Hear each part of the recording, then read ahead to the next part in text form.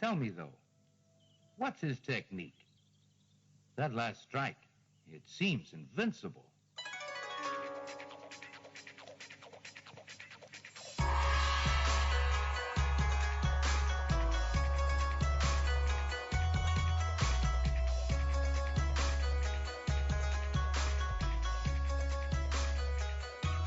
Hello and welcome to Sons of the Dragon, the Immortal Iron Fist podcast. My name is Connor McKenna. I'm Rebecca Hart. I'm Omar Guerrero. And we're back. Omar's back as well to guest with us on this new series because we all want to talk about it. So just a few shout-outs. I want to shout out to our patrons, Ray and Carl. Thanks very much. And also want to shout out Omar, who did a picture for me to get signed by David Wenham. It's awesome. That was very kind of you, thank you. And it was good. And speaking of, I did see him today.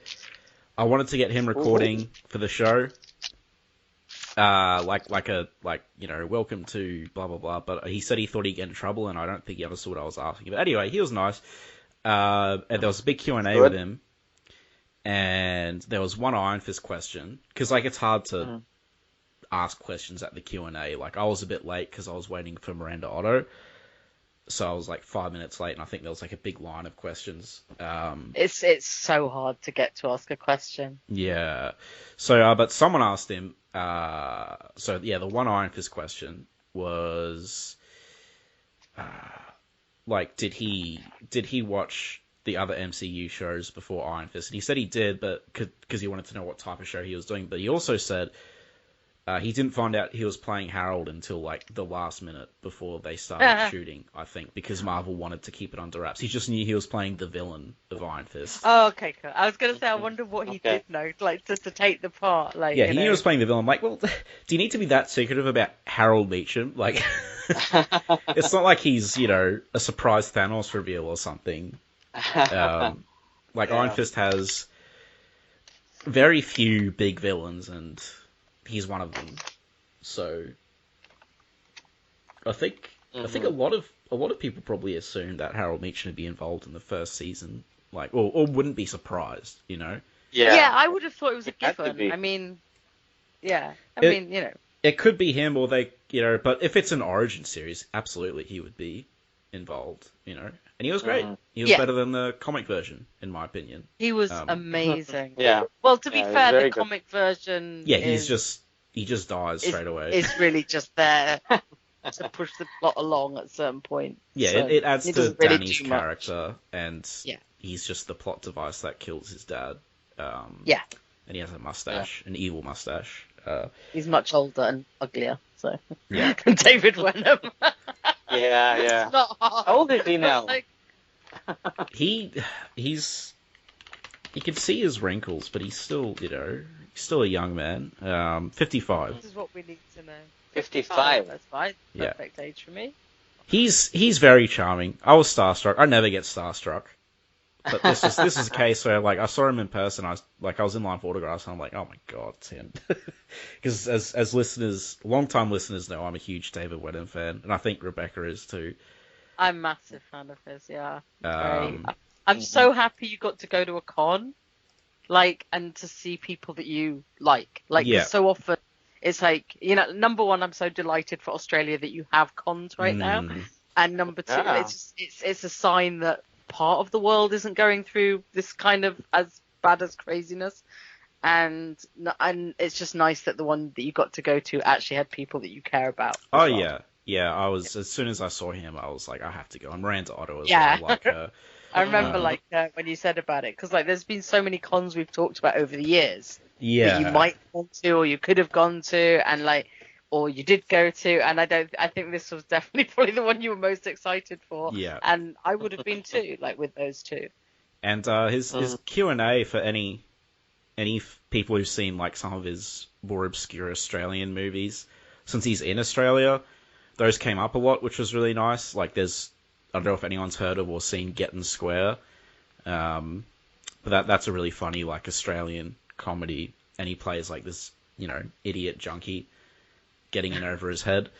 It's kind of like the Raising Arizona of Australia, maybe. Right. But so he was saying that at the local Video Easy, that was like the most stolen DVD. And it just makes perfect sense. But yeah. Yeah, so there was lots of stuff like that. But that was really fun. Did you ever get to ask him a question while you were getting something signed? I asked him about the recording, and then but I first said I really liked him as Harold. I didn't really get to ask him anything else because there was a long line. There was like con cops everywhere because of COVID. Mm-hmm. So it was very sort of formal. Like compared to when I saw Michael Rosenbaum at a con, like he would actively engage every person who went up for an autograph in like conversations. Awesome. But like with Wenham and stuff, it was a bit different. And so he only got said. And then on the third autograph, he wrote Sam instead of Connor. So the rest of that was me amusingly watch him try and scribble it out with like whiteout, and it wasn't working. He was like, "I'm so sorry. Why did I think of Sam?" And I'm just,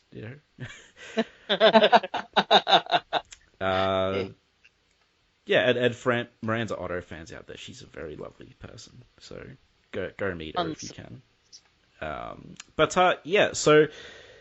Not much Iron Fist stuff there, but still it was cool. I got that picture of Harold signed that Omar made for me. Did he laugh when he saw it? He just kind of signed it. He was pretty nonplussed actually. Right. Yeah. I guess it wasn't super like the one I gave Michael Rosenbaum was like super violent. So yeah, that was ridiculous. Yeah, actually, yeah, I showed Omar. He's like laughing. There's blood on his face and everything. Yes. So of Connor's con adventures, Iron Fist Heart of the Dragon 4. So let's get into this. I'll get to just the credits. So we have Larry Hama is the writer, David Wachter is the artist, Niraj Menon is the color artist, VC's Travis Lanham is the letterer, Billy Tan and Lena Gent are the cover artists, and Kerry Andrews is the variant cover. So we'll start with a normal cover. Carl doesn't like it. The normal cover? Yeah. I love it. I think I like it better than the variant. Even though it's... I agree. I think I love it. Apart from maybe the spider hanging from the top, but I like it. But it's a spider. I love this. That's why I love it. Like it's beautiful. I think it's you know what I really like about it is how they've done the coloring, so the fist really glows, but not in its normal glow, in a more like firelight glow, which you don't see quite as often to get all those reds and shades. And I think it's a really pretty cover. Yeah. Assuming I don't like. Burn this series afterwards and piss on the ashes. This is going to be a really nice set of covers to have. They've all been. Yeah. I liked all of the covers. They've all been very good. I wasn't big on 3, but 3. Yeah. The other so much. The others have been really good. Kerry. So basically, the gist is we have Iron Fist with the nice glowing fist that Rebecca described, front and center, Bright and Iron Spiders, Dog Brother on either side, and Luke Cage in the back. Man. Love that we're getting Iron Fist and the Immortal Weapons back. Feels good. Yeah. The gang back together. Especially, the gang though. We're missing a whole lot of them. Yeah, but it's some of the gang. It's still good. Well, it's a start. Everyone's in it. Everyone's in the story except Tiger's beautiful daughter died, but yeah, too early. Also, I read a backstory again because I reread Immortal Iron Fist and Living Weapon a couple of months ago. She does not enslave all the men on the island. I was completely wrong. There was never any slavery of any kind. She just kind of took over. It's like the men were brokering peace, and then the women are like the kind of Amazonians, I guess. Anyway, it's a decent story. You should read the Immortal Weapons miniseries. Yeah, I definitely want to get back to it. The Fat Cobra and Dog Brother ones are particularly good. I love them. But they're all worth reading. But yeah, so sorry, Tiger's beautiful daughter, that I said you were kind of a poop sock, because you're not. you're not really a bad person, and now you're dead. And I guess I was bad mouthing you after you were dead, so that's pretty bad. Although the one part, so again, I'll plug Tombs of Evil. Guessed it on there to cover Davos, comic Davos mostly, and we were talking about in Immortal Iron Fist when he fight. This might be a while ago for you guys, but when he fights Tiger's beautiful daughter, and everyone gets really mad at him for beating the crap out of her, but he did it after she cut off his hand. So, like, I feel like that's warranted, right? Like, I mean, if you start a fight cutting off your hand, it's like, that's it. The gloves are obviously off, and the hands are off, I guess, so... Yeah. I found that funny, but anyway. Speaking of Davos, he's not dead either. He's roaming around somewhere. So, you know. Last I saw of him was a Davos. Yeah, he was in Living Weapon, right? Yeah, he got punched out of the room by Pei, and no one found him afterwards. That was the last one? Yeah, issue... Thanks. Yeah? Yeah, that was the last time he appeared. Yeah, something like 10 or 11 or something. 11. Although they mention him in 12 as not finding a body or anything. So Kerry obviously left him. So he's... Okay. I mean, that dude's always up to something, you know. Should be on Earth.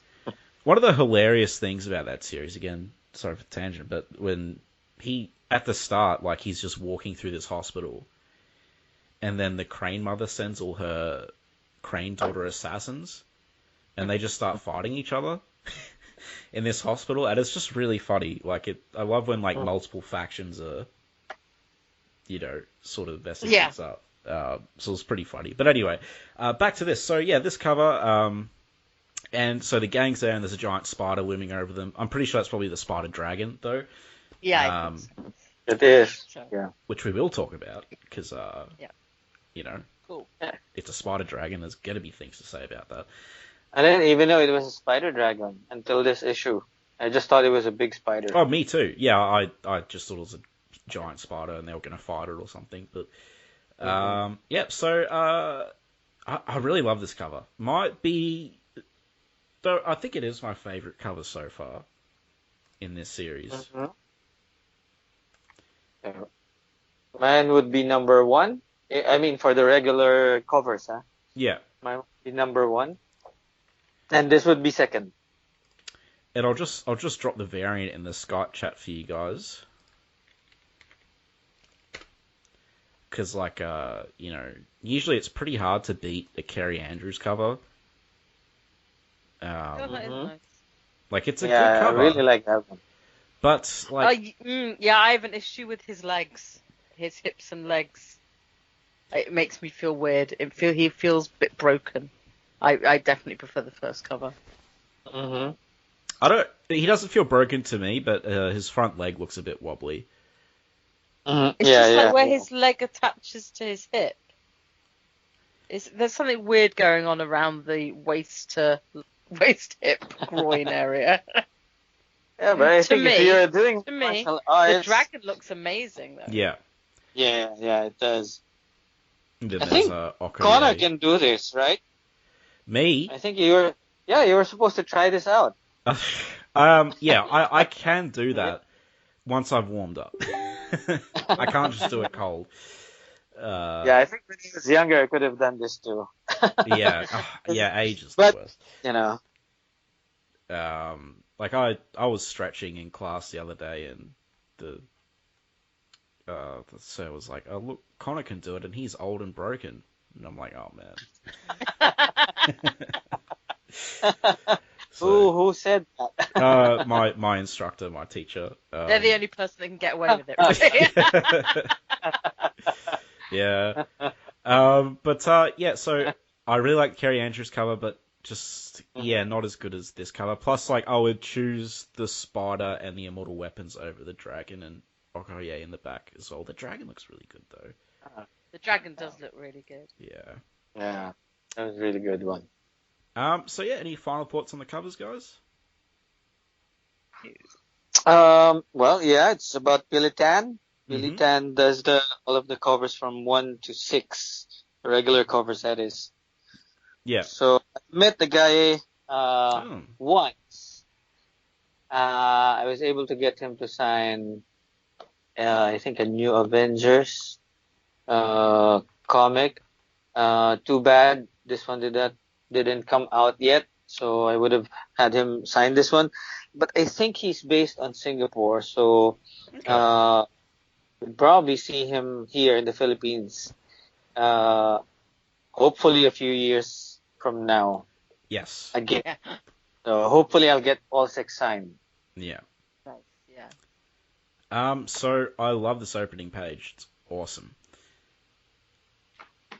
Yeah. What is more dolorous than the gate to Balfour, the citadel of the hidden city? I messed up that paragraph, but from the commentaries of the Forbidden Analects and just the door, you know, the door's amazing. With all amazing. Like the shoddy kind of barriers that are just nailed in front of it, and then the well, actually I don't know if they're nailed; they might slide across, and then like just all the sort of melted whatever in it's the just door. Yeah. Really beautiful. It's even got a sense of fog in it, which is really nice. Yeah. And inside are baby dragons. Maybe. Yeah, there's definitely some wings up there. There's a lot of wings too. Yeah. Yeah. And like this person who, you know, we'll see in a sec, which I called it, by the way. You know, really rocking the death look, pale horse, you know, scythe. But she brings a bucket load of hearts, and it's Brenda. I mean, so we theorized, I think Carl and I, or just me, or Carl too, but Carl's usually wrong, but that it was either going to be Miranda or it was going to be Brenda, because they're both blonde ladies that know how to do martial arts.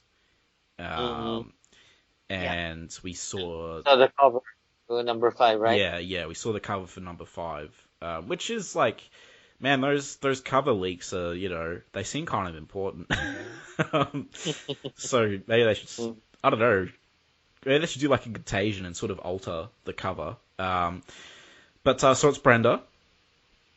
You know, we and the other fringe idea was Joy, but she doesn't really know martial arts, so So yeah, it's Brenda. Last we saw her was Immortal Iron Fists. She popped up to help Pei. She didn't really interact with Danny outside of telling him he was doing a good job with Pei. And before that, they didn't leave on great terms in Living Weapon. Danny stopped her. They didn't. Yeah, he stopped her from killing herself, and then she, you know, sort of went, I'm gonna go. And it was like a ambiguous, will she come back bad, or... So I guess she's made her choice. You know, she's pouring buckets of blood over her head. She's gotten a haircut, I guess. Yeah, I mean, they didn't leave on that bad terms, but no, hey, you know. They didn't, but there has been bigger changes. Plus she was a bit of a dick, so, you know. Whatever. And then we, really good art here. I love the floating hearts, and then... so we get a backstory of sorts here. So she recaps that Harold sort of, you know, the classic kind of affair, and then just pays her off, I guess. Yep, decides to turn herself into a living weapon. She goes to all these fighting. She starts with martial arts, then boxing, then signs up to the army to get combat skills. Yeah. Now I have notes here.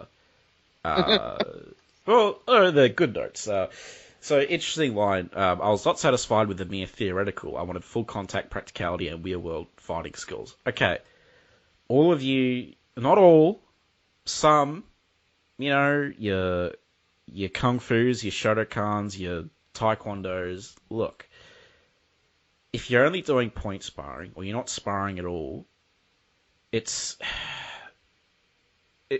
like taking a driving test without having driven before.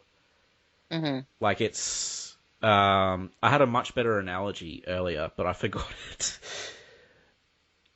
but it doesn't make any sense. Like, you know, and I hear the argument like, oh, but what we practice is too deadly. And it's like, well, if you're not... Okay, so if it's too deadly, practice on a dummy or something, which they don't do. Generally, they don't do. So it's like, if you're not practicing, you're not going to know if it's going to work under stressful conditions. Mm-hmm. Mm-hmm. And you should be sparring regardless, so you get used to getting hit and building up your reactions and stuff like that. So if you're like just doing kata and just imagining your opponent, it's not going to work out. So I urge you, if you're looking to get into a martial art or something, it can be any style. It doesn't matter, but just make sure that you know they have sparring. I feel obliged to mention that because I've noticed an alarming trend. Like I've seen people get their butts kicked. And they're like, pretty decent ranks in martial arts, but they don't spar. They just completely theoretical. They're always drilling invisible opponents up and down the hall. It just doesn't work. And the line here, I wanted full contact practicality and real world fighting skills. So only combat skills can be learned in actual combat. Now, obviously, sparring's like the next best thing. If you don't want to like compete and stuff, so that's just my little message. And yes, that applies to Gojira as well. I know you guys like, but anyway, so yeah, you really need to have sparring partners. Yeah, try it out, and that would be good for you to build up, confidence. Yes, absolutely. And we had, when I was younger doing martial arts, our instructor used to really have a spar at least once a week. Yeah. So that was very necessary. Yeah. And yeah, it can't just be point sparring either, because with point sparring, it's the whole system is games around getting points and also holding back to an extent as well. So, yeah. Oh, and Larry Hama is a martial artist, so that's why he knows this. He stuff. did judo, right? Judo. Was it judo? And a few other stuff, I think. I think judo was the only hand-to-hand he did, but he also did, I think there was some sort of sword. But yeah, you can find out what he did in Omar's interview with him that he did. Yeah, that I forgot already about which martial arts he studied. Yeah, you know what, though? We have lots going on. You don't have to remember everything. So give yourself a break, Omar. Right? Yeah, especially when you're old like me. So yeah. Or like me, it takes a while, Yeah. Yeah, and again, if you're practicing that too deadly stuff, try and practice on a dummy or something so you can at least aim. Because obviously you can't practice on people like punching in the throat and stuff, but anyway, enough of Connor and Omar's martial arts school. Yeah. So she recaps her like affair with Iron Fist. Well, not affair, but like her romance with him, and she's like, it was complicated. I was ready to confront him, get revenge, and then I fell in love with him. Poor Danny, this just keeps happening. Just chill. Yeah, I mean... Keeps getting these women who want to beat him up. Yeah, I mean, Joy calmed down at least. Yeah. But, I said it Misty, but Yeah. You really wish that you'd know what happened to Joy, though. Yeah, again, Joy. Last time she appeared, Power Man and Iron Fist, Comedy of Death, which I really enjoyed. Yeah. Danny was in a romance with her. And then she hasn't popped up since then, and I think that was 2011. So, 10 years. 10 years. And she's been in the Netflix show as well, and I guess writers just aren't, she hasn't appeared in many issues. For such a major character in Iron Fist lore, Joy has not appeared that much. No. Even in the original runs, she would just kind of disappear, and then they're like, oh wait, she's running this company, right? I think it's just that last one, that run you were talking about when they're dating. Yeah, she was nowhere to be seen in Immortal Iron Fist, where Danny was like, oh, I'm going to turn the company into a charity. It's like, she's really... You could really use her as a good tool, because she can take care of that corporate side and still be involved in... Yeah, and that was what she was doing in Power Man and Iron Fist Comedy of Death. Yeah, right? and Danny can still have like input and discussions with her, and he can still make decisions, and it'll just make more sense. They're disappearing off the face of the earth, like. But we'll settle with Brenda for now.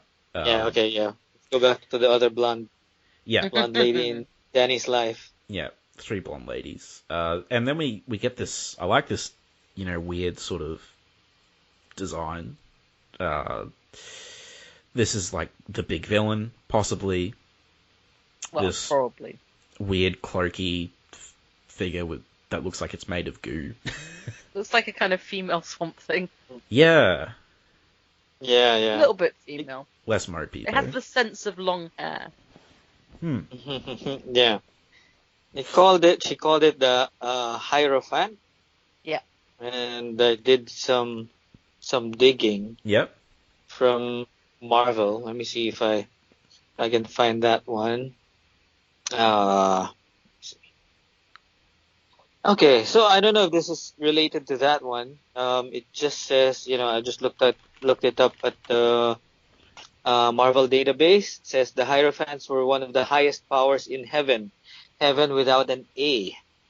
The other being the Queen of Angels. They oversaw the Anchorites, the rare and wingless male angels whose sole purpose was to create or steal an afterlife for their angelic mistresses. So it mentions Odin and Angela, so I guess this is part of and this is 616. So right. This is most likely in Thor's wheelhouse. Yeah. But yeah. So I'm not sure if this is related to the Hierophant here. Could be. Yeah, I mean it's just another word for priest, right? There's like a tarot card, and it's like the Pope or Priest tarot card. Yeah, I think it's something like that. Yeah. I don't know. I just assumed. So they could be a high, but like also, it's obviously tied to heaven in some way.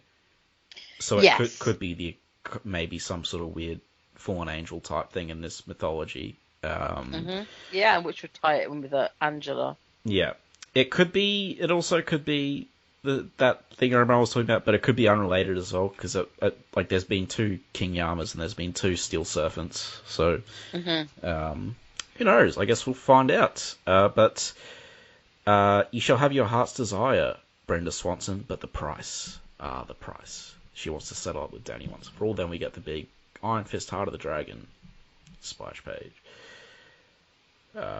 So we cut to the Heart of Heaven is burning, and Okoye is walking through it. If I'm mispronouncing that, I apologise, but I'm just going to keep saying it like that. I think it is Okoye. I don't. And because Prince of Orphans told her to go there. Yeah. And then the dragon. The dragon of the mind blank. Heart of Heaven comes up and starts giving them spiel about it's a cool scene. It pops out of the fountain. Yeah. She's gone to the black fountain in the white side of town. Yeah. Right? Yeah. So it starts talking about that. Yeah, and it gets her to hug it, which like you can see its heart glowing. Mm-hmm. It's obviously reminiscent of Danny hugging Xiao Lao. Yeah. To get the Iron Fist. I think that would be deliberate, right? I don't think that. Yeah, I think so. Because Larry Hama's old school. I think he'd be pretty familiar with Iron Fist's original mythology. Yeah. And he's the one who drew the part where Danny hugged Xiao Lao. Oh yeah. Was he? I thought that was Gil Kane, or Gil Kane did the first one. Yeah, Gil Kane did the first one. Xiao Lao did not appear until the second issue, 16th issue of Marvel Premiere. Yeah. Right. Yeah, it definitely is then. So the dragon starts talking about the yin and yang. Sort of gives it a cool little origin. It was originally a pictogram of 2 dragons coiled in combat. It was a symbol of cosmic balance. There's heaps of equivalents. There was like a Korean equivalent called the Ulman Yang, which is red and blue. And, she's just saying, you have to see the whole picture, restore balance, blah, blah, blah, all about balance. You must decide whether it symbolizes opposing or complementary forces. But I was always made to understand that it symbolized opposing yet complementary forces. But anyway. I don't think I think you can have the same. Exactly. A really cool page, though, where you see it from, like, you see the heavenly city. It's beautiful, Yeah. Yes. It's like, I wish we spent more time there, because it looks like a really cool city. Okay, so this is the heart of heaven that looks like the yin and yang, or the Taijitu, right? Yeah. Yeah. Yeah, and, we, just for the guys to know, you get the heart of heaven only when all the heavenly cities are appear at the same time. So which means all of the cities are together at this time. Right. Yeah.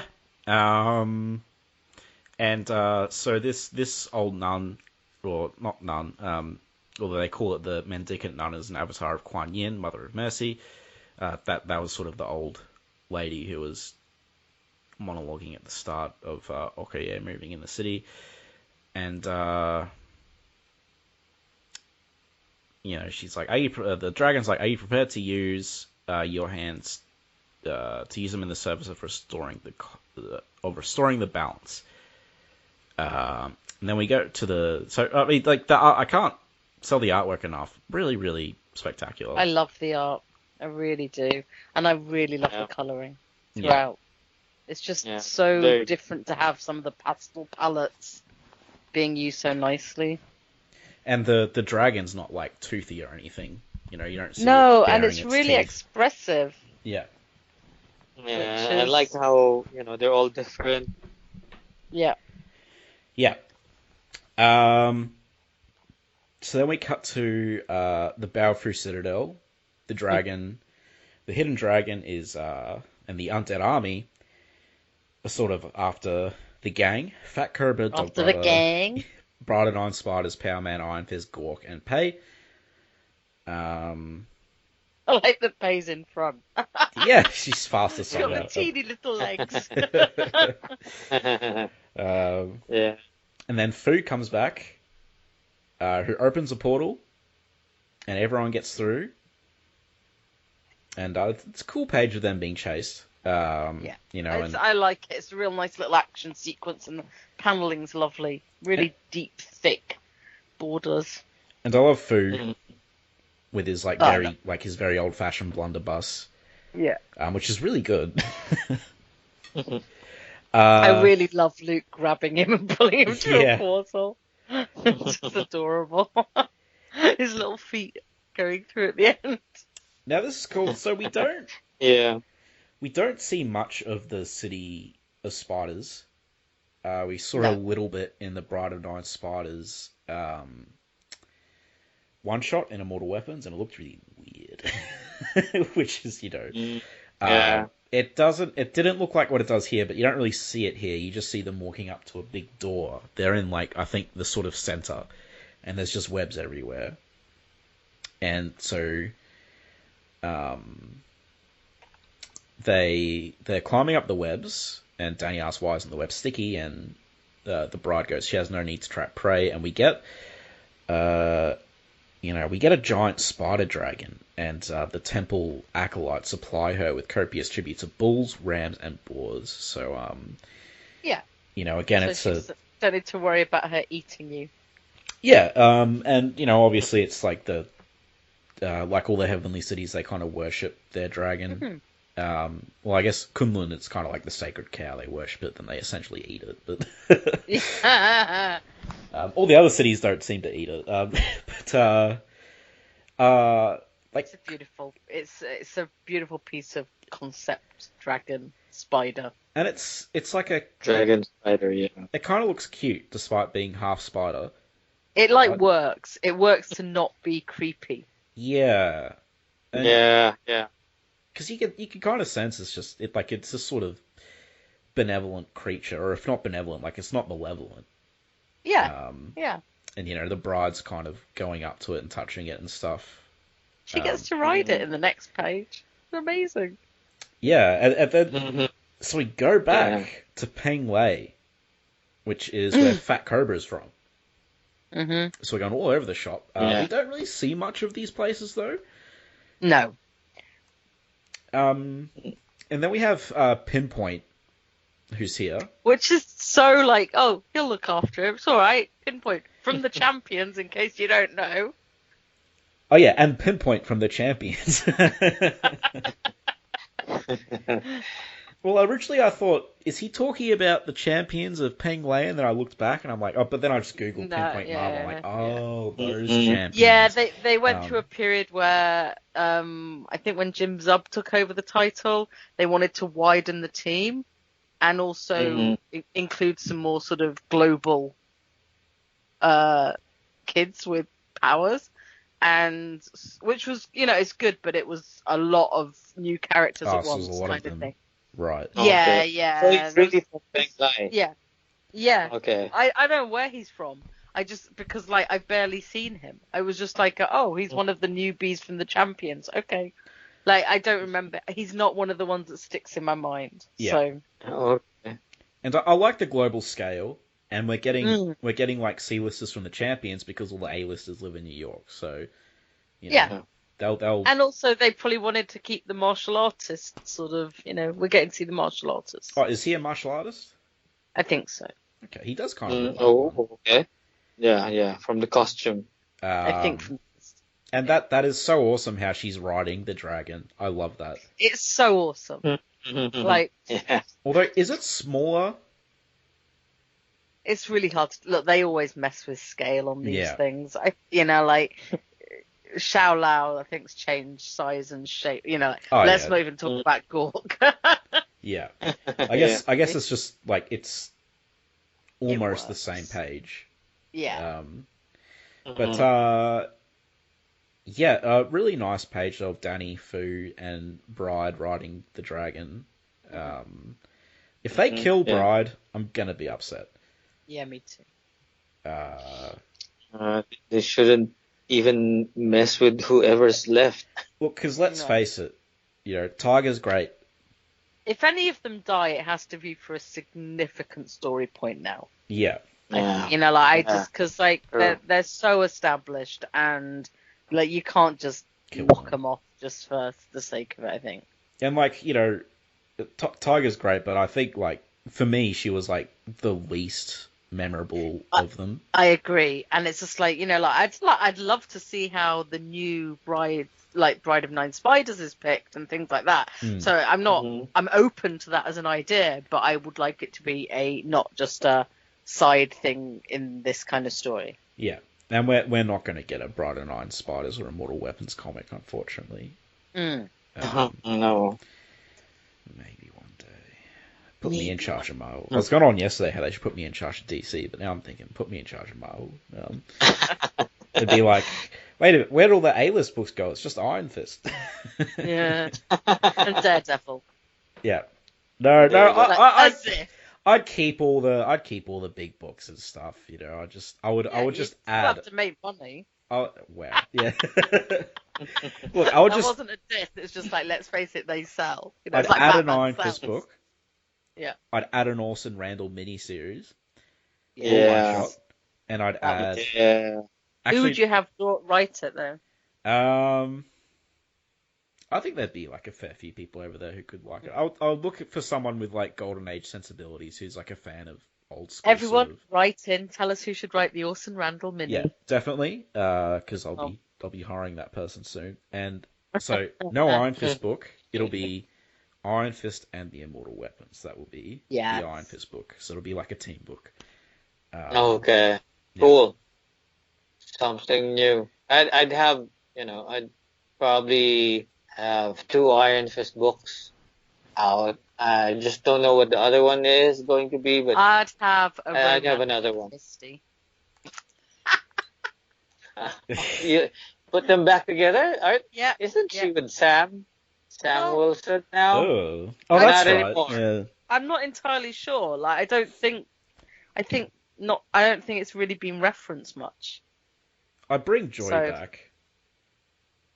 Yeah. And I would explain why she's not with Danny, or if she is with Danny, I don't know. But that she would just be back. And Miranda. Miranda too. Look, yeah, we need to get all the pieces like sorted. Like, okay, so where is Miranda right now? Because she's alive. Yeah. There's a lot of martial arts mayhem happening across the globe. You need to get Colleen back. Yeah. No worry, Omar, I'm not going to have Danny get with Colleen, I'm sorry. No, that's why I have to be the one in charge of Marvel. Well, it could make be worse. that happen. I really don't like how Colleen really hasn't had a presence in a lot of Iron Fist. I think she should. Yeah. She was really his first friend outside of Kunlun. Mm-hmm. But anyway, you know. And they haven't, I was thinking that, they could have a team up at least. I know not everyone wants a romance between Danny and Colleen, except me and the people who watch the Netflix series, probably. I love how I'd love to see a team up, like, a mini series of Danny and Colleen just fighting ninjas and stuff, or something like that. That would be. I would like that. That would be good. That would be cool, like a mini series. Something related to her. Yeah, something related to her grandfather that Danny and would have to solve. I think the only way that something like that would ever happen if someone was like a huge Colleen fan, they're like, I want a book with Iron Fist and Colleen. But I like how you said like probably buy 10 copies of that. I like how you said only me and Netflix fans. So you just said you're the only person who reads comics that wants Colleen and Iron Fist to get together. Probably true. Yeah. Just saying. Yeah, because there's not that many of us, You should form a club. Yeah, I should find more people like me. Yeah, start writing fan fiction and stuff. Yeah, I should. I should stop working now. I thought by the pause you were going to say you already had. So. I wanted to. Believe me, just couldn't get to it. But I'll get that someday. I'll do something someday. Yeah, when we're Marvel better get my pitch and run with it. And I'll erase Moon Knight from continuity for a week, just so I can see the panic, and then I'll bring him back. It's so mean. Yeah, it's very mean. But back to the comic. So they're all fighting. Really great fight. Luke lifting up ninjas, Dog Brother doing his thing. Not talking much, old Dog Brother. But he, to be fair, Dog Brother's not really a talkative type unless you get him drinking. So,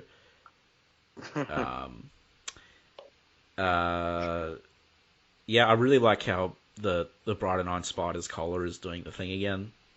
Yeah. Like such a cool character. Just weird. I love that. So, and Gork. Someone nabs Gork, so Pei bisects them. Which is amazing. Which you can get away with because it's a zombie. Yeah. Can you imagine if that was like a person? Yeah. It's a very Walking Dead panel if it wasn't for Gork. Yeah. Child and zombie and sword. Very true, actually. Yeah. Well, how about a team up between Gork and Lockheed, right? The two baby dragons. That would be the one that I would greenlight. While you're all doing your Iron Fisty stuff, I'll have Gork and Lockheed save the day. Yeah. Another Iron Fist miniseries that would be cool. Just because there's so many of them. Yeah. Like I would actually like to see more of Iron Fist and Pei. Like just as a duo, a Batman and Robin type thing, you know. I would quite like that, and then add in the younger Power Man. Oh, that would be cool. Victor Alvarez, yeah. Because that would be really interesting chemistry between all three of them. Yeah. I was just thinking about it earlier. I was like going, that might be the one that I'd, want. Because the last he was seen, as far as I know, he was saying, I'm going to go to New York and annoy Iron Fist. Or something like that. So, like... Maybe he got mugged. Was that in the Champions? No, it was in whichever Avengers title he was in. New Avengers, US Avengers. Mm-hmm. It's the one where that Sunspot was the team leader. And at the end, Sunspot gives Billy and Teddy a flat. And they're all, the team's kind of splitting up, breaking up, and he's like going, I think I'll just go off to New York, and one of the others I think says they'll come with him, but I mean, he may have been in other things, it's just the last time I've seen him, and it always made me go, yeah, I'd quite like to see him go see Danny and Luke again, you know? Yeah, because he's the one that said, like, there's one point where they say, like, you're a really good fighter, and he's like, don't tell Iron Fist that he was a great teacher or something like that. And it's just like, it's kind of, I think his comment is, I'm going to go annoy them, annoy Danny. So that's the one thing that bugged me about him, though. He was such a butt to Iron Fist the whole time. It was just like, dude. He was, but it was kind of cool that Luke pulls him up on it and says, like, give the guy a break. You know, like, you don't know what he's been through either. So I get that. I kind of like that he's the one that had to come and like sort of say, just chill. He's just trying to help you. Luke's done that before as well. He's pointed out, hey, Daddy, didn't have a good time growing up.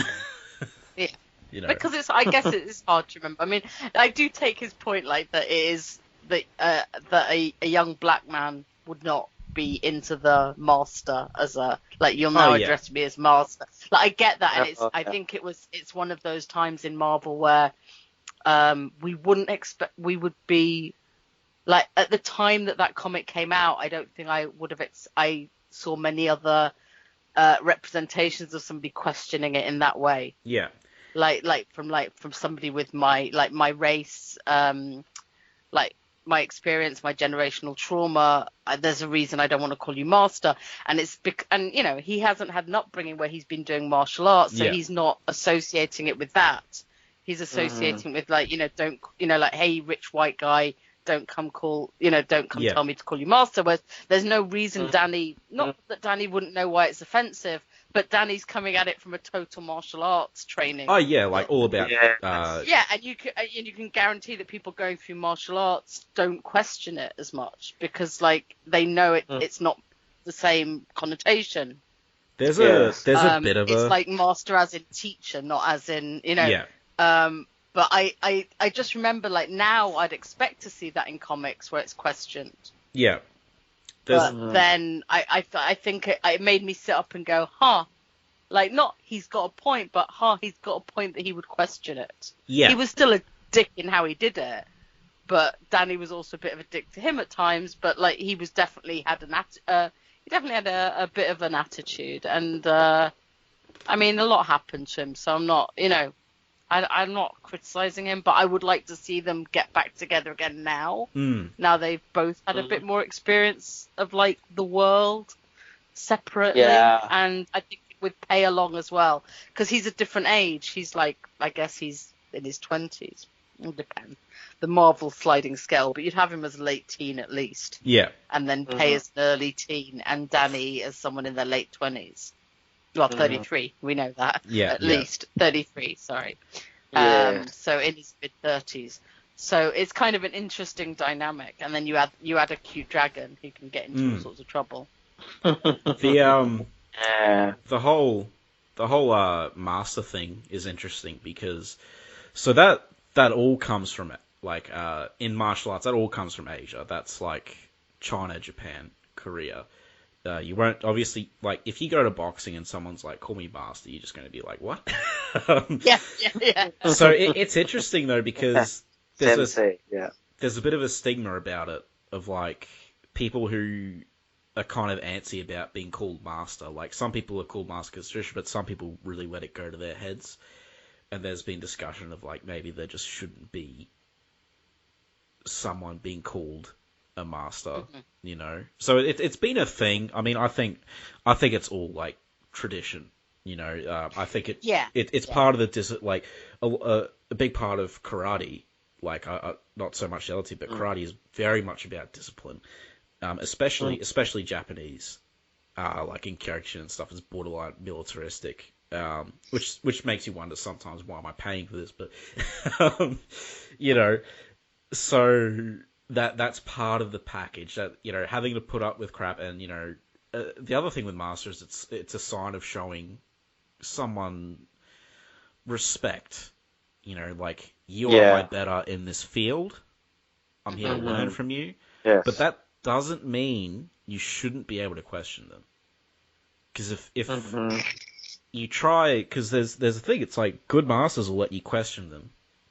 But, you know, if you try to question them and they're like, oh, you know, it'd be too complicated for you to understand, or, you know, I'm not telling my secrets, then you know they're full of crap. So it's just interesting, because, you know, the martial arts world is really changing a lot these days. So No, I imagine it. It's just, you know, like, so I get why he questions it. But absolutely, yeah. But I just think, for me, it really stood out because it's just one of those things you don't see that often.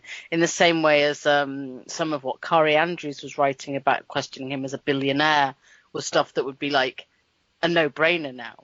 Yeah. But, you know, like, that it's very sort of noticeable where, like, he's trying to help that kid, and that kid's like, well, are you going to help my dad get a job? Are you going to, like, you know...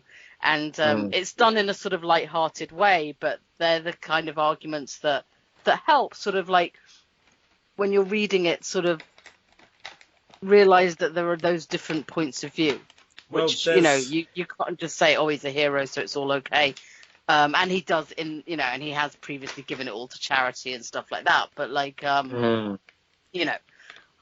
Well, Kerry Andrews did it well, because a lot of the Danny is a billionaire thing, like, it's like, oh, he's a billionaire, he's white and privileged, therefore there is literally nothing else to his character, he's never suffered, whereas Kerry Andrews is like, he knows who Iron Fist is, he knows he suffered, he put him through the ringer, but he questioned one of Danny's actions of, hey, you just shut down Rand. What about all the people with their jobs? Like, you had good intentions, but, like... So that was, like, actually good.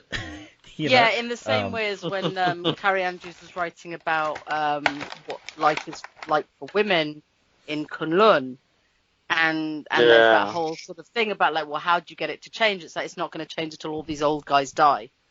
Like, you know, because, like, it's not, you know, like, that's, and it's unfortunate, and that's a tragedy. But, like, sometimes, it's like one of my most quoted things now is, like, as we have problems in certain parts of the world with our aging population and what they keep voting for. But, like, sometimes, like, sadly, it does seem like you just have to wait for these old dudes, and it's not right. But they control way too much. Well, so anyway. In Kunlun, though, they didn't... That's true. Like, he said that, but, like, it did change because Lei Kung took over. It did, yes. It did change, and now we have Sparrow. And so obviously it did change, but I just very much like that line of dialogue.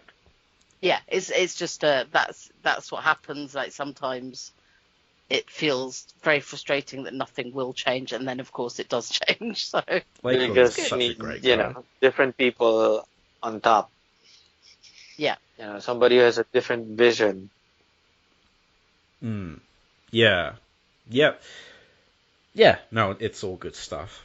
Yeah. No, it just reminds me of Lei Kung training his secret army of women, and then me being sad because he got decapitated. So, but back to the sad. Yeah. Back to the action. Speaking of decapitation, there's an undead zombies going at Pei with an axe. Right there. And then Luke blocks it. Kashak, I got your back, kiddo. So obviously he just blocks it with himself, and the axe shatters. And then Danny's like, I've got the follow through, Luke. He just explodes his head. You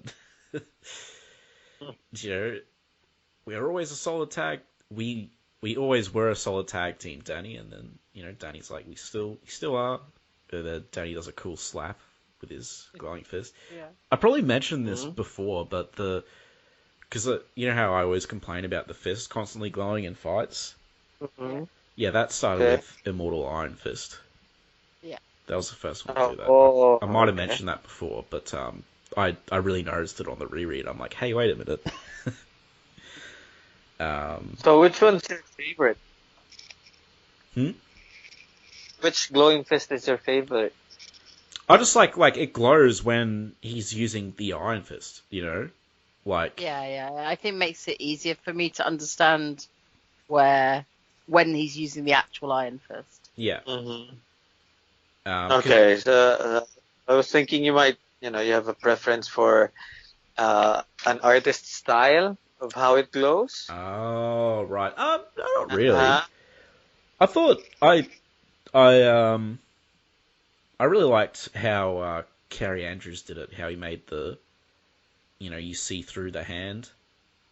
Yeah. Okay. Like I don't want to go out and say that's my favorite interpretation or anything. I don't think I have one, but like I thought that was a cool visual trick. I like that one in that mini where they actually have like this dragon coming out. That's pretty cool. Again, it's not my favorite because I think it's weird. Oh, which one was that? But again? It was a nice difference. It's the one where they pop up and they fight the Hood. And he's like, oh no, it's Hammer Iron Fist again. You know what? I'd have to look it up, and it's just got this really beautiful, like almost green light of a dragon showing the dragon.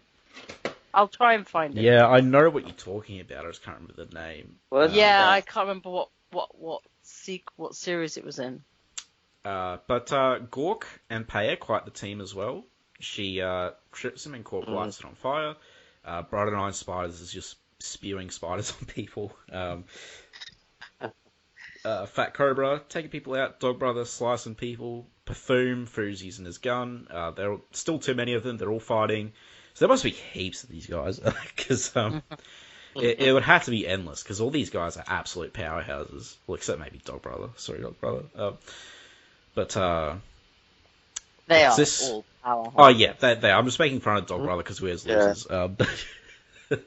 I really like Dog Brother, especially after his I reread his mini story. Yeah, I told you would. I love him. It was pretty dark as well. It was messed up. I like that. But so the Green Mist comes in. Yay, it's the Prince of Orphans. Which we love. Yes, and he's like, I had to visit 4 cities before I found you here. And Peng Lei, I helped pinpoint, turned back the undead tide and decided that the spider dragon was safer coming with me. So, could we have given it like a cool name or something instead of Spider Dragon? I mean, yes. Yeah. It does its job, right? Yeah. It's Xiao Lao, and then it's just Spider Dragon. It's like somebody from the Spider-Man series. Yeah, I bet some Spider-Man fans reading this and going like, "Oh yeah, I know who's going to be in the next Spider-Verse." Spider Dragon. and then it will show up in the next Spider-Verse. Oh no! Yeah. I guess Bright and Iron Spiders was on Spider Island or whatever. Mm-hmm. I think she was controlled or something. Yes, and Bright is happy to see her dragon, and the dragon's happy to see her. Well, you have to wonder why they even left the spider dragon with Pinpoint. Yeah, it was a question. Like it was just I didn't understand him. They're like, it'll be fine with Pinpoint. And I'm like, can you not leave, like, someone else there as well? Like, why is he just going to be fine with Pinpoint, or she? So that was a bit odd. I'm not ragging on Pinpoint, but, like, it's pretty high stakes, and they're up against really heavy odds, so it felt weird. Yeah. Like, I thought they would have split up, and I thought they would have been like, okay, 3 of us will stay here with Spider Dragon. Exactly. And, True. But whatever. Let's keep on rolling. So in Wakanda at the ruins of Zagamba, I met a woman warrior, pure of heart, strong of arm, Okoye, and he sent her into the heart of heaven, and we must join her there. Prince of Worlds being cryptic. But you wonder, all of them are women warriors, pure of heart and strong of arm, and Luke just says Okoye. Yeah. It's like, I mean, there's lots of them from the you're right. Good so point. why Okoye? Good point. Yeah. So I couldn't figure that out. So they go through the portal, and Danny's like, "This is the White Fountain of Taijutsu Plaza." Of course, Danny knows. And We're guide. Pei knows as well. She's like, "That's the dragon of the heart of heaven." And Okoye's standing there with the heart in her hand, and she's like, "I've been waiting for you. The dragon knew you would be coming." And then Pei's like, "You're supposed to be a hero." And then she goes, "There are no heroes or villains at the crossroads of destiny. There are only those of us who must make terrible choices, we who have been meaning to do unthinkable." And she kills Spider Dragon. Bright and Iron Spider's not going to be happy about that. And she holds its heart, and she's like, we who must do what we least want to do to restore cosmic balance and preserve all under heaven." And she looks menacingly at the group. To be continued. Next Iron Fist, the cover shows Danny fighting Brenda.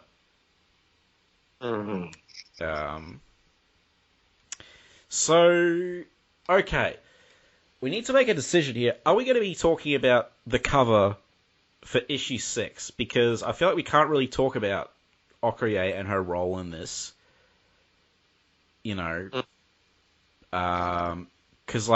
that cover makes it pretty obvious she's not a bad guy.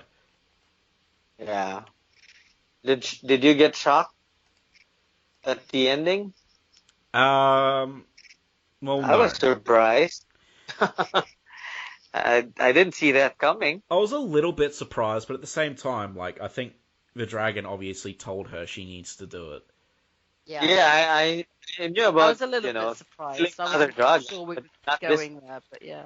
Yeah, so I guess, look, we're going to go into, okay, so first, let's just give our thoughts on this issue overall, so we can go into spoilers for later on without people, So, I like this issue. I thought it was pretty good overall. Great artwork, nice twists and turns. I was surprised that Okoye killed the dragon.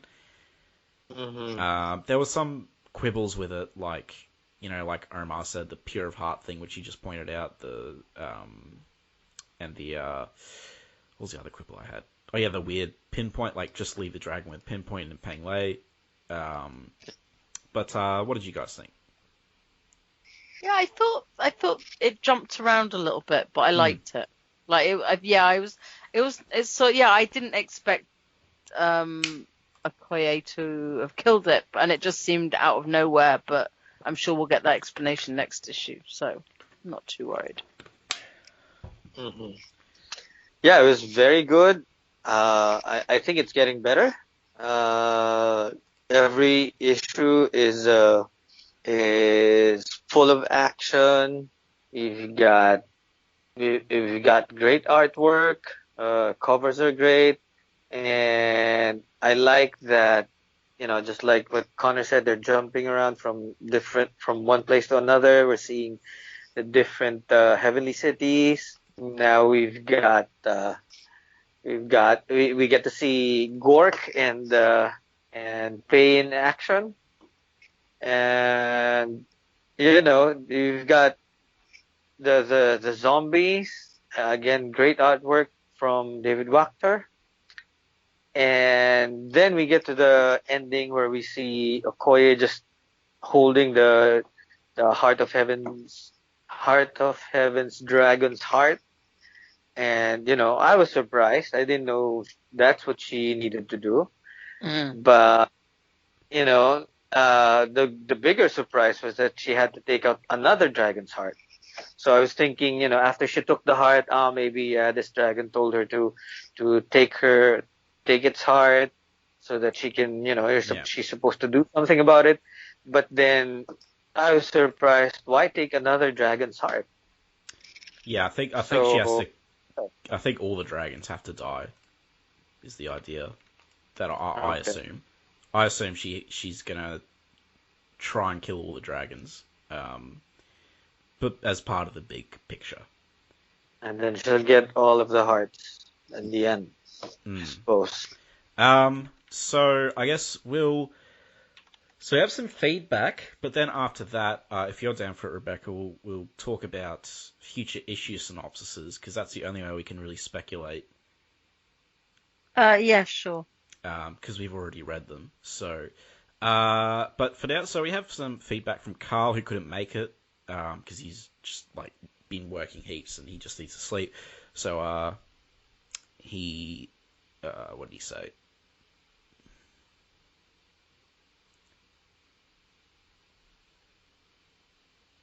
Or did he? Oh, he might have sent me the message. Sorry, guys.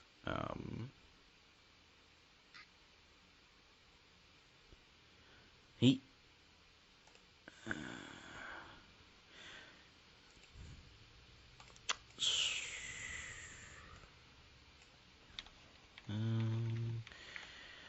Apologies, listeners. Sorry, I'm trying to find. Right. That's definitely not it. I'm trying to find this this cool thing. Carl. Hi, Ozzy.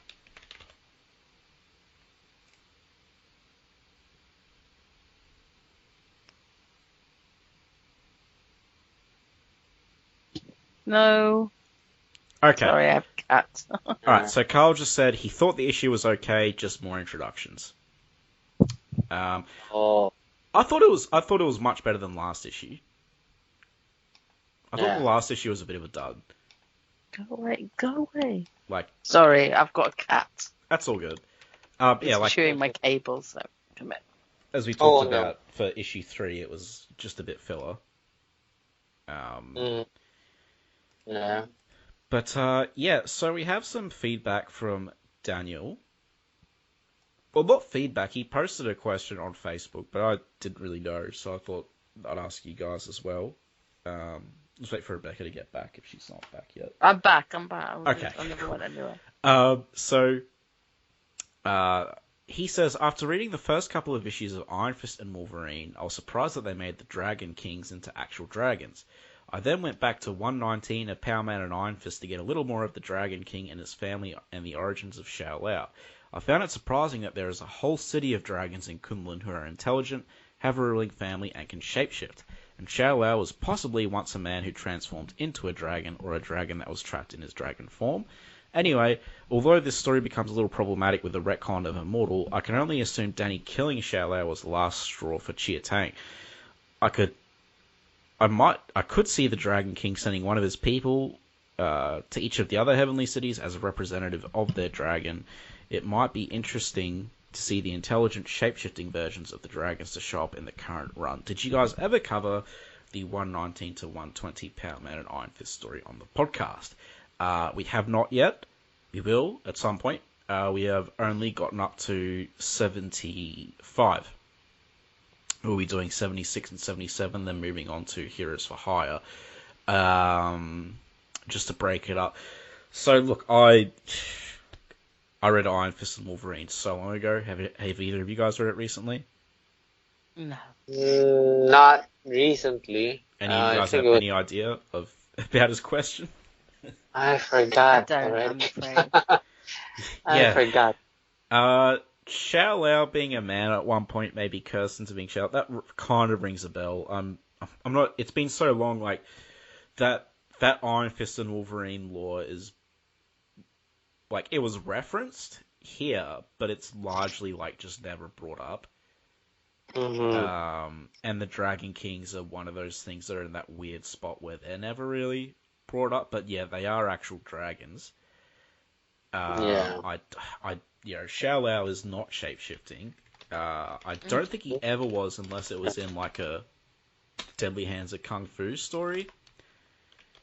I can't remember who Chia Tang is.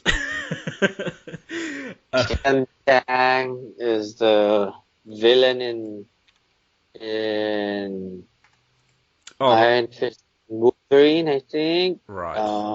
I forgot the names already. But yeah, I think was Qian Tang the... Yeah, I just looked into it. Xiao Lao was never human. He was never cursed or anything. Yeah, I remember that ever happening. The guy who originally killed Xiao Lao, this is the origin of Xiao Lao's immortality. He cut out its heart, and then the guy who cut out Xiao Lao's heart got cursed. So yeah, sorry, Daniel. The Power Man and Iron Fist lore, especially later on in the run, again is not referenced much at all, as is Iron Fist Wolverine. It's something that I think a lot of us haven't read for a long time. Carl might have a better idea. But yeah, just drawing blanks. The Dragon Kings have not been around for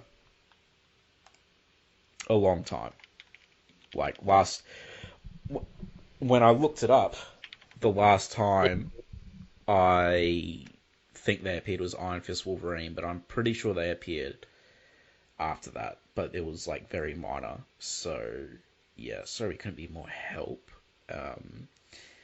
Yeah, we need to read up again. Yeah, because just it's the mess. They're like the messiest parts of Iron Fist lore, I think.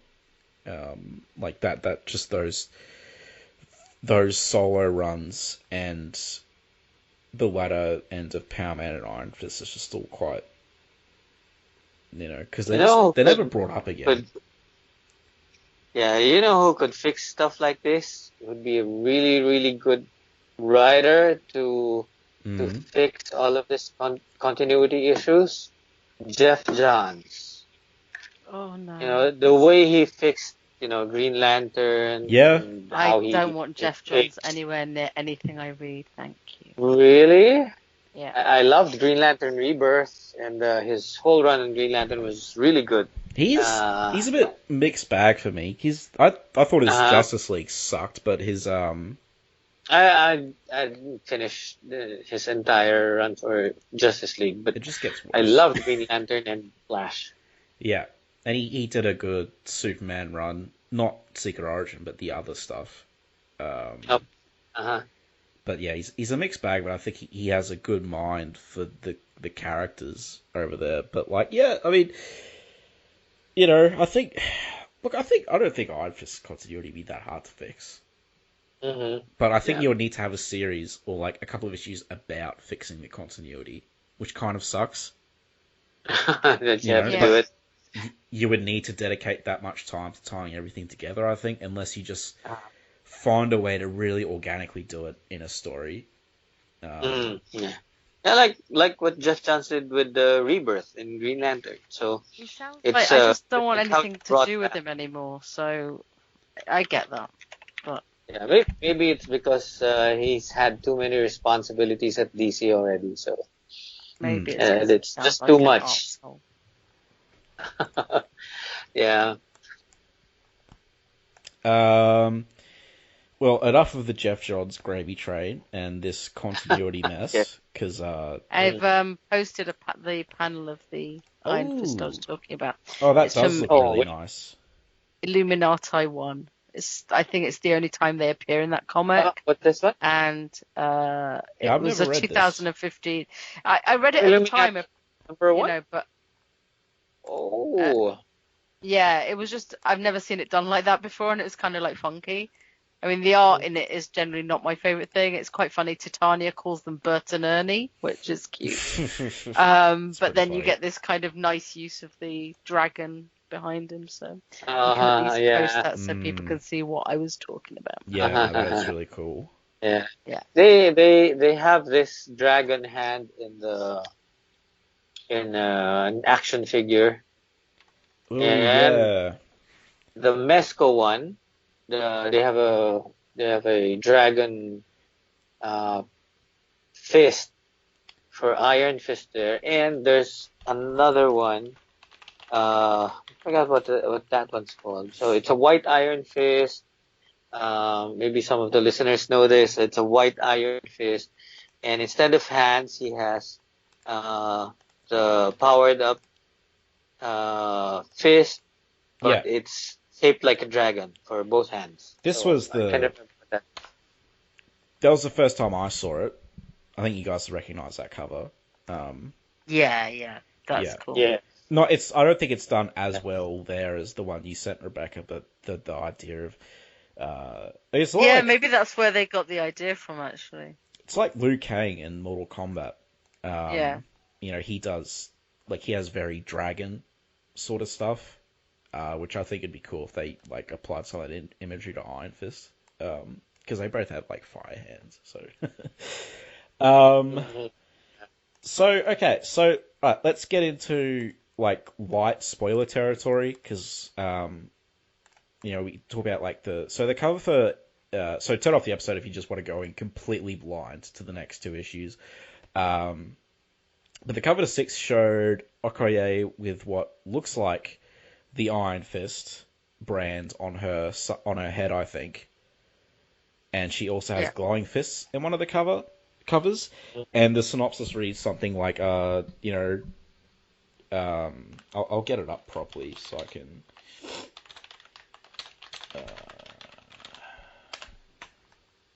Because this is another part where, like, the twist caught me off guard. Let's see. Alright, the end of heaven. The dragons have fallen. A champion rises, and ending a new beginning.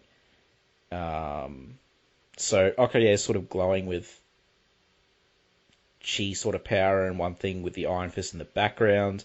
And I believe there's a variant where she has the Iron Fist on her head, and Danny's on both covers, I think.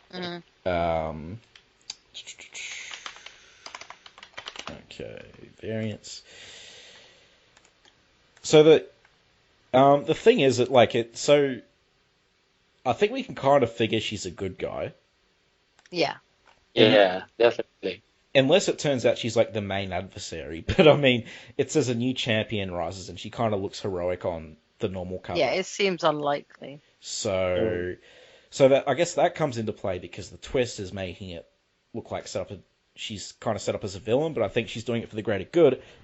And I was expecting Danny and the champions to just fail, but maybe she's the reason all the dragons are dead. You know? So I feel like there'll be a lot happening in the next two issues. Yeah. And it makes me a bit less pessimistic, because I'm, you know... I'm worried of Daddy getting kind of shafted, or like there being another Iron Fist when there really doesn't need to be. We already have Danny and Pei, you know. Yeah. And like Pei, if anyone succeeds Danny, it's got to be like grown up Pei, you know. Yeah. I just wonder if maybe she succeeds one of the others. What do you mean? Oh, the weapons. Well, yeah. Well, that's the other thing I was thinking. You know, maybe because we saw her hug the heavenly. Yeah. They're all heavenly dragons, but so maybe she becomes another of the dragon champions. immortal weapons. Yeah. Immortal weapons. Yeah. So that was the other possibility I was thinking of, which I would be totally fine with, because yeah, me too. Because it's just a really you know, annoying thing in Iron, like. Taking the Iron Fist and giving it to everyone. Makes it perhaps more likely that there'll be more Iron Fist in comics. If you broaden the number of people who are in comics who have a connection to him. See, look at Rebecca, the ultimate optimist. That's like, that's you know, I think that's a good thing. Yeah, I think that's probably the best case scenario, and I can see it as well. The brand looks a lot like Xiao Lao, but it's on an alternate. It's on a variant, and it could be just because, like, I don't think before this point all the cities had dragons, so I want to be surprised. But maybe she's the representative for the Heavenly City. Yeah, who knows? So she gets to pick her brand. Who knows? For the heart of heaven. Yeah, but that's what I meant. I guess since Hama's put dragons in every city, maybe I wouldn't be surprised if he made it so that they also were similar to Xiao Lao's, and you could get powers from them. Because Yeah. there is stuff that seems to be new here, because I don't remember dragons in every city before this point. There was like a Hydra in Penglay, which was awesome. Yeah. But yeah, like this is the first time I've heard dragons in the other places. But yeah, so I think it's looking a bit more hopeful, because I've been pretty down. But you know, this is a good issue. I don't want a thing where it's like all our main characters just fail completely and someone unrelated to Iron Fist sort of, you know what I mean? Like, yeah, no, I know. Somebody takes over, yeah. Because we got a bunch of people who could save the world that are related to Iron Fist running around. Fat Cobra, he should save the day. He does well. Don't worry about Fat Cobra. Yeah, he does well. He's popped up the most out of all of them. Yeah. The immortal weapons. It's most interesting. Yes, but I mean, I think I think Prince of Orphans is the most interesting. Yeah, I do. I really do. Yeah. Well, yeah, Prince of Orphans. That's true. And I think probably it's hard to write him, I guess. Harder to write him than Fat Cobra. I really want to see more of like, because we haven't really seen any of Dog Brother or Bride of Nine Spiders worlds. Yeah. It'd be so cool to find more. Yeah, because like the little we saw of Bride's world, as I said before, it looked weird, and I don't think we've seen any of Dog Brother's world. No, not apart from his origin, I guess. No. Yeah, and I don't think we saw the world, and like we didn't see his island in the origin. Not much of it. Yeah. Yeah, we just saw like the old Dog Brother. So, you know, yeah, cool. Lots of like awesome things running around that we'll probably never see. But yeah, look, I think we all enjoyed this. So yeah, you know, just like Connor, I was also very skeptical of the cover to issue 6. I was really worried, that something would happen because they said it's a new champion who rises, so you kind of know that it's Koye, and then an ending, so you're thinking, oh no, are they going to end Danny? Yeah. And then a new beginning. Are they going to put him on the shelf for a while for a series about Okoye's the Iron Fist? So I wouldn't want that. Yeah, Omar and I were full on freaking out.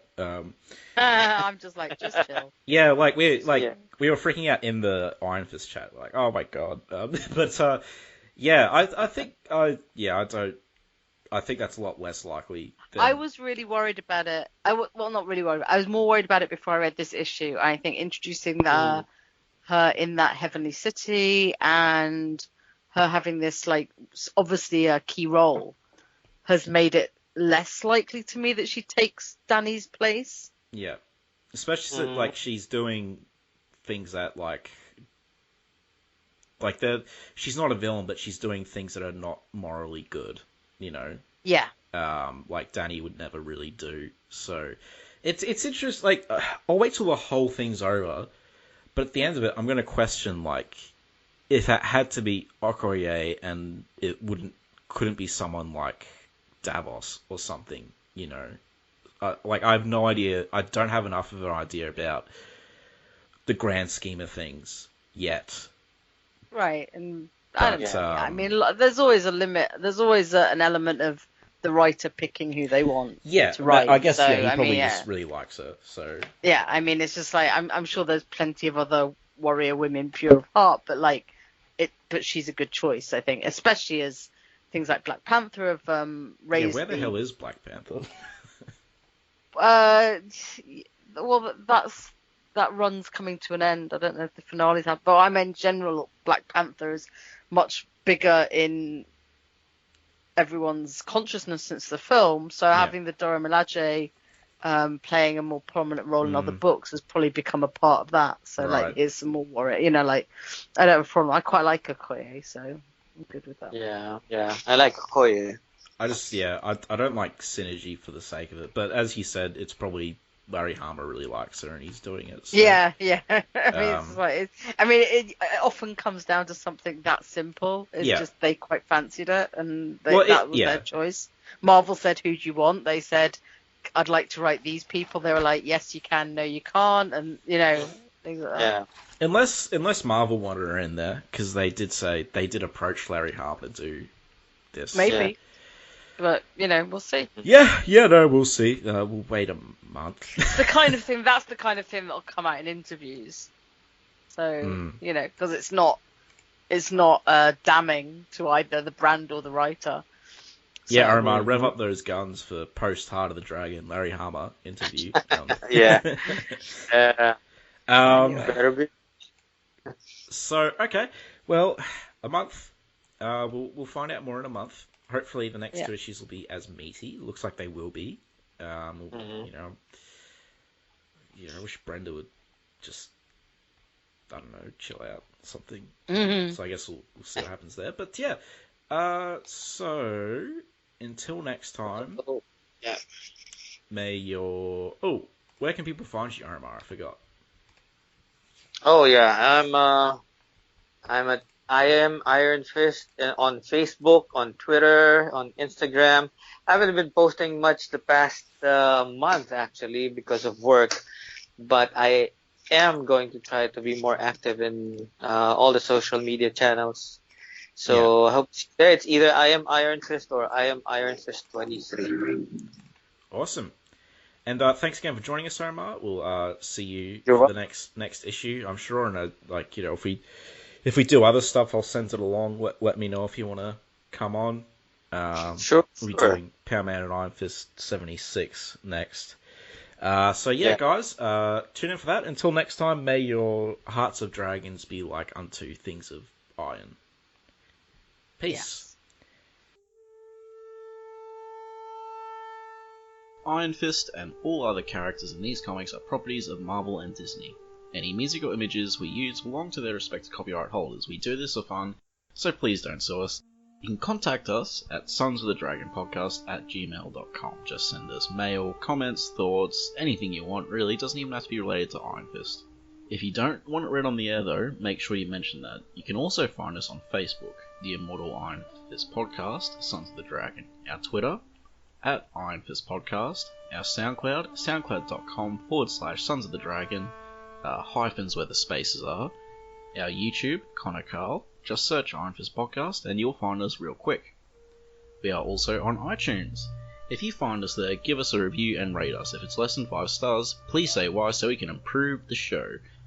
And we're on Podcast Garden in the literature section. And last but not least, head over to our WordPress, Sons of the Dragon, the Immortal Iron Fist Podcast.wordpress.com. That's where I put all the show notes. I'd like to thank Thomas Tissot for composing the Iron Fist theme song we use at the start of our Iron Fist episodes on the podcast. I'd also like to thank Peter John Sikosky for composing the Power Man and Iron Fist theme we use at the start of our Power Man and Iron Fist episodes. And finally, thanks to you guys for listening.